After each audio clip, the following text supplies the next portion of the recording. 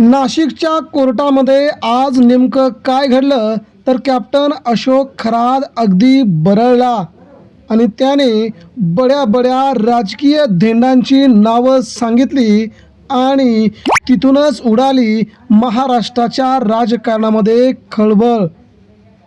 महाराष्ट्राच्या राजकारणातील ही Epstein file आता विविध राजकारण्यांना मात्र आपलं राजकीय आयुष्य उद्ध्वस्त करायला लावणार का, याचा सगळ्यात मोठा खुलासा आज नाशिक कोर्टामध्ये घडून आणला।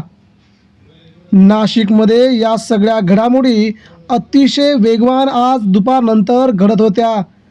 कॅप्टन अशोक खरातला नाशिक या कोर्टामध्ये हजर करण्यात आले त्यावेळेस मात्र संपूर्ण कोर्टाच्या बाहेर प्रचंड प्रमाणामध्ये गर्दी होती। त्यांनी आज बऱ्याच नेत्यांची नावं, अधिकाऱ्यांची नावं घेतली। जेव्हा पोलिसांनी तुडवलं तेव्हा मात्र खरात अतिशय मोठ्या प्रमाणामध्ये बरळला अशी सूत्रांकडून माहिती मिळत आहे। खरातचे राज्यातील देशातील वेगवेगळ्या नेत्यांसोबतचे फोटो व्हायरल झाल्याच्या नंतर सगळ्यांची कसून चौकशी करायची असा देवेंद्र फडणवीस यांनी पुन्हा एकदा अट्टास धरला आणि आज महाराष्ट्राच्या विधानसभेमध्ये देवेंद्र फडणवीस यांनी सांगितलं जे जे खरातच्या संबंधित असतील त्या प्रत्येकाची चौकशी केली जाईल, कुणालाही सोडलं जाणार नाही, मग तो कोणी असो असा इशारा त्यांनी स्पष्टपणे दिल्याचं समजतंय।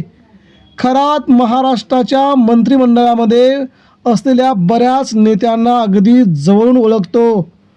खरात बसलं जेल घेण्यासाठी बरेच मोठे धेंड नाशिकला गाड्या घेऊन हेलिकॉप्टर करून जात होते असा दमाने यांचा आरोप मात्र पुढे आल्याच्या नंतर एकच खळबळ उडाली। खरात नेमकं कोणतं औषध घ्यायचा याची मात्र कुणकुण आता संपूर्ण महाराष्ट्राला लागलेली आहे। मित्रांनो, खरात सारखा अतिशय खालच्या स्तराचा घाणेरडा माणूस महाराष्ट्राच्या मातीत जन्माला येणं हे महाराष्ट्राचं दुर्भाग्य असल्याचा टोला शिवसेनेच्या नेत्यांनी आज दिलाय आणि यामुळे अवघ्या महाराष्ट्राचं नाव बदनाम झालंय।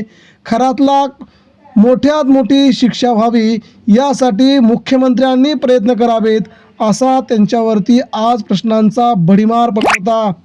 मात्र ज्या ज्या नेत्यांची नावं आता खरात घेईल त्यांची चौकशी कशी होणार, नेमकं त्यांना ताब्यात घेतलं जाणार का, याकडे सगळ्यांचंच लक्ष लागलंय।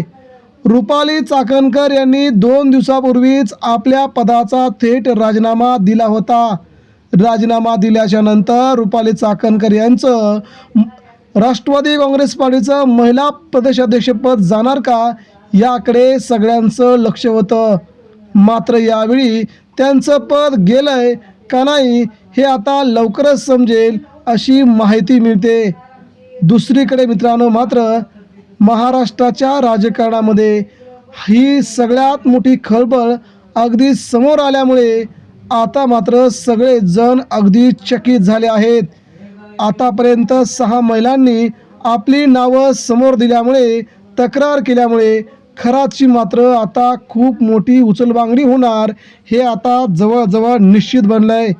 मित्रांनो, महाराष्ट्र हा लेचापेचा नाही, अशा धिंडांना महाराष्ट्र कधीही सोडणार नाही अशी सध्या महाराष्ट्रात चर्चा सुरू झाली।